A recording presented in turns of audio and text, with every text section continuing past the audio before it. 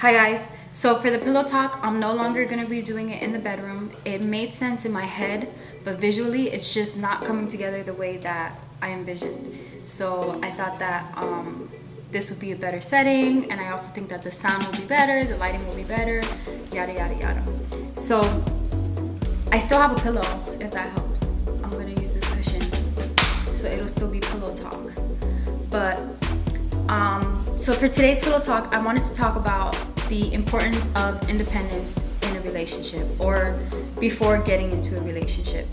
I think that oftentimes independence has a negative connotation that if you're too independent, you can't be with another person because you're too stuck in your ways or just stuck in your own head, or just the fact that you don't need anybody can be too intimidating. And I think that that is the wrong idea.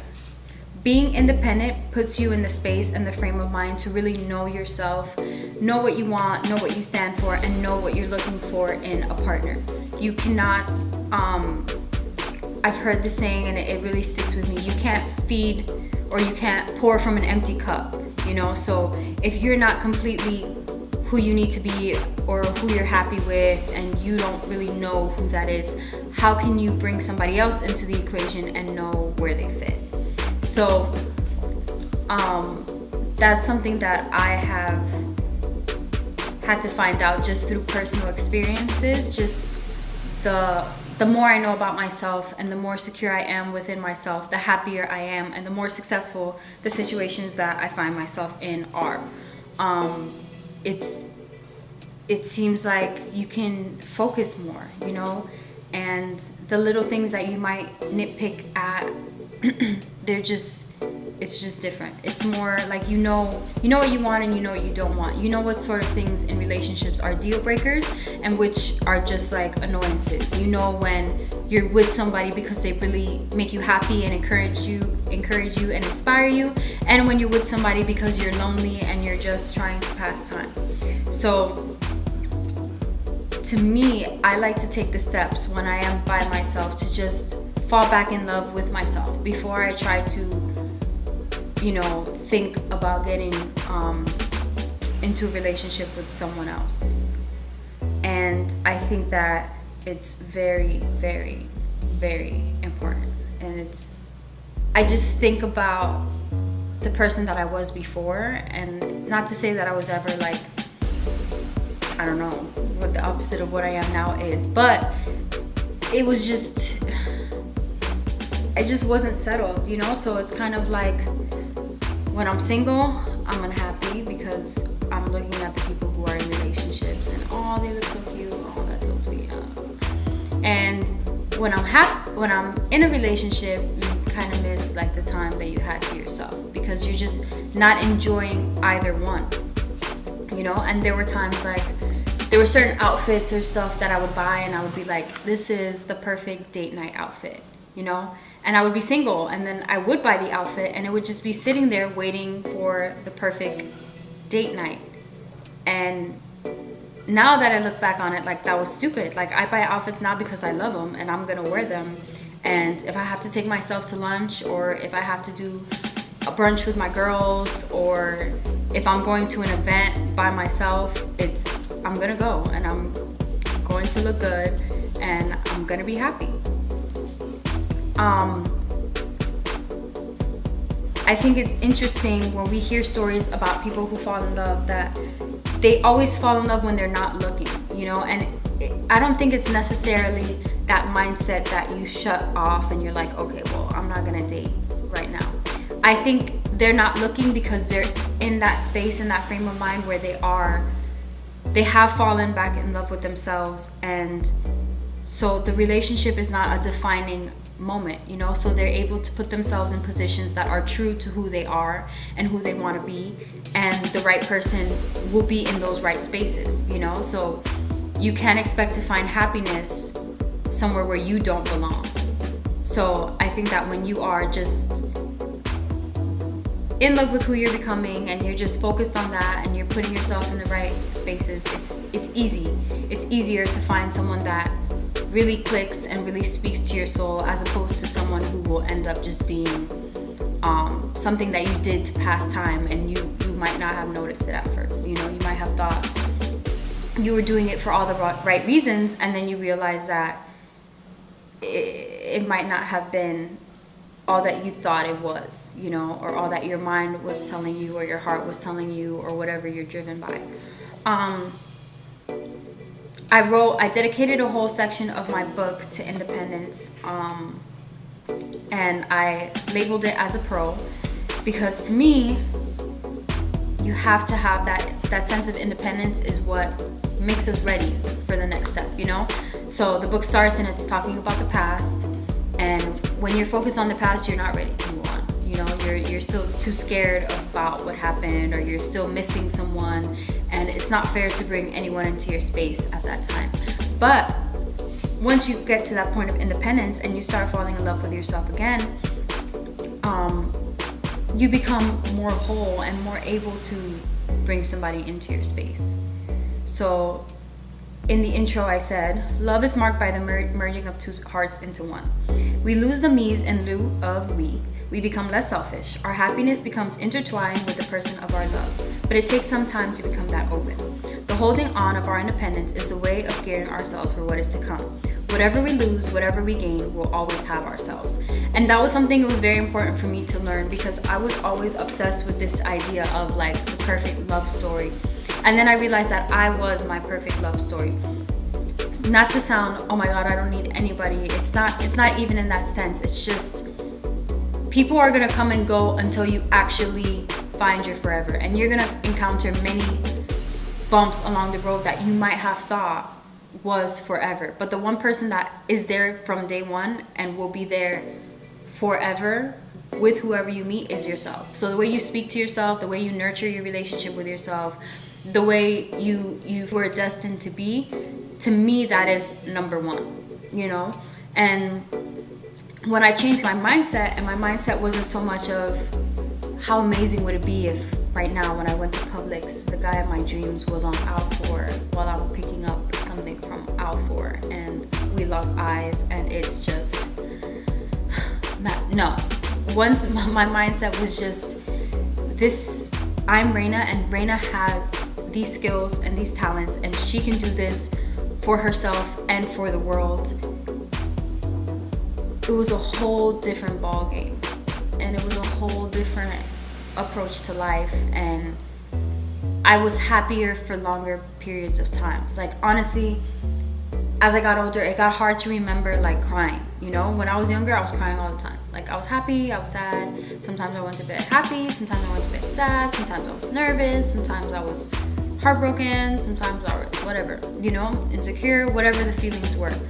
But as I got older and I started, you know, really paying attention to who I was, who I wanted to be, it was more constant.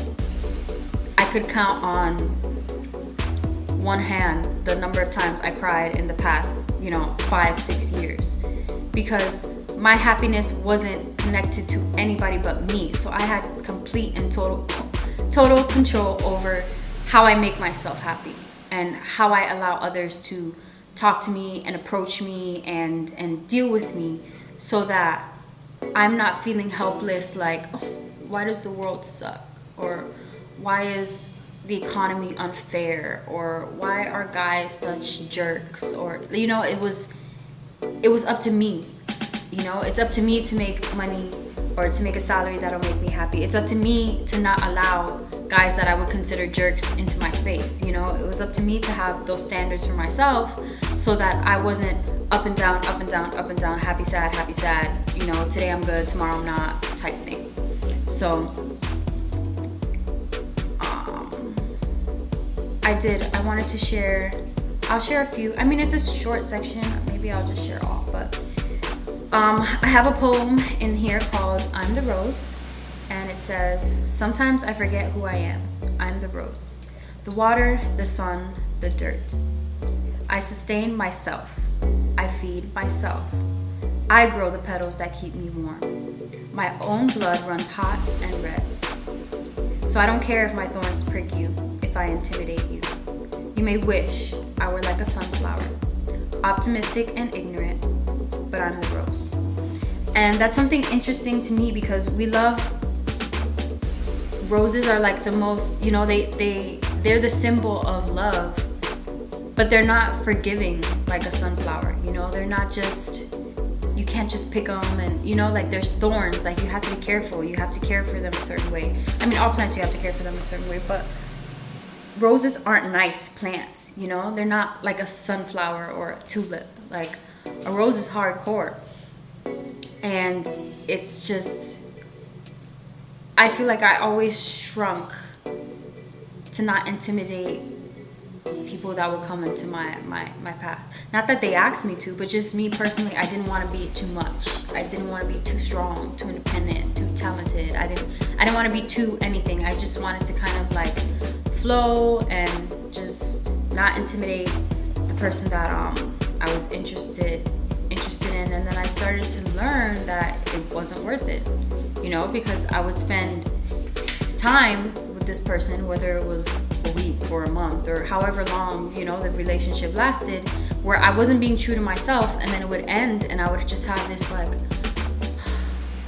moment, and I would say, how stupid was I for just not being myself? Like, what was the point in that? It wasn't worth it. It didn't work with me not being myself. Maybe it would have worked with me being myself, maybe not. But either way, I would have been settled and happy and completely just content. So that was something I had to learn personally.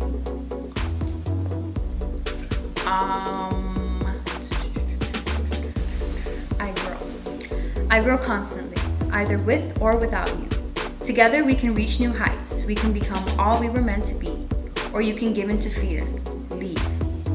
But I'll warn you, I'll never be the same person you left. And the person I'll become, you won't have a chance with. And that was something also I had to learn through experiences. Like, I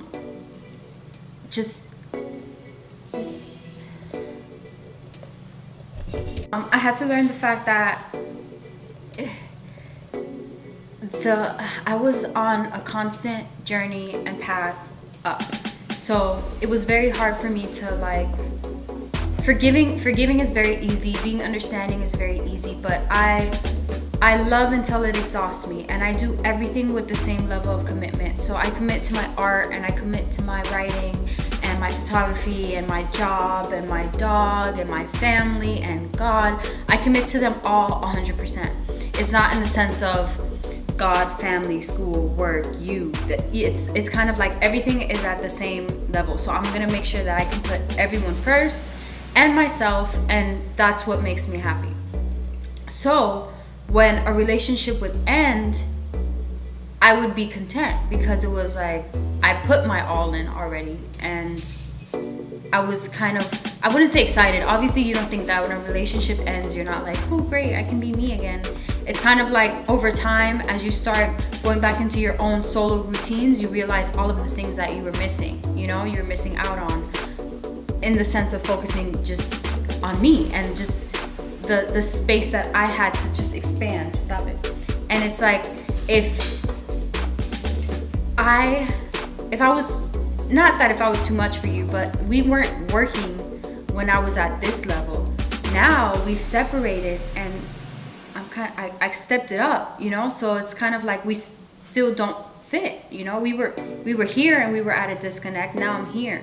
So it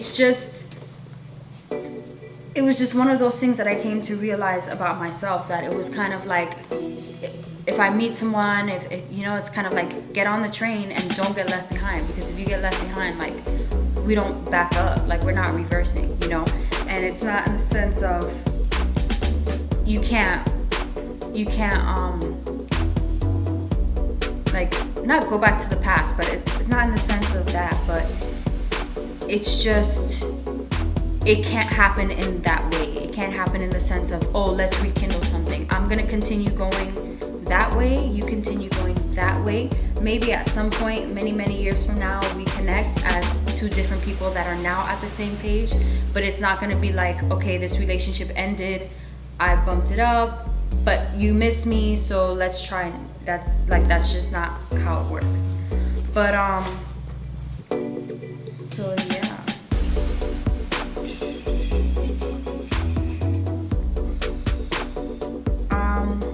liked the outro as well. It says, "It was something special when I realized I was something special. Yes, love and the perfect happy ending sounded great, but me, the things I had the ability to do, that was something else entirely. I began to see that I didn't want a happy ending. Why should anything end when there's so much potential for growth? I wanted something infinite, something not changed by time and circumstance, and I realized it began inside of me. The funny thing is, once I got to this point, I realized that I was never alone. I was in the best company when I was by myself. But what good was all that knowledge and passion if there was no one to grow with? No prospect of a future greater than just me. It would be hard to settle down though. I need someone that could keep up. Someone with their own light that would take turns in the shadow." So you see, even in finding yourself, you come to that, well, not everyone will want the same things, but for me personally, it wasn't as though the more independent I got, the less I desired a relationship. It's just, I desired a different type of relationship, one that I can grow in, not one that I could like settle in or be boxed into. I needed to continue being me and continue being free and continue just inspiring others and doing the work that I did and not feeling like I had to give up something to be in that relationship. And I feel like if I hadn't found myself and hadn't found that independence, I could not be the person that I was meant to be. I would be a much smaller, a much less version of her, you know?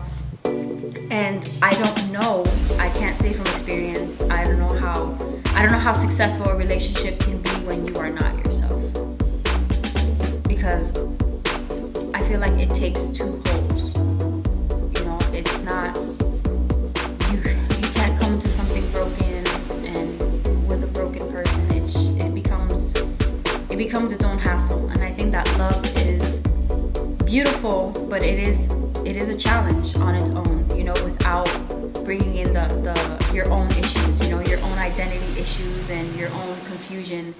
It's important to just know who you are and who you want to be, what you have to offer, what you require, you know. So it's not so much of you changing and bending to please someone or someone having to change and bend to please you, but you're just figuring out how you mesh.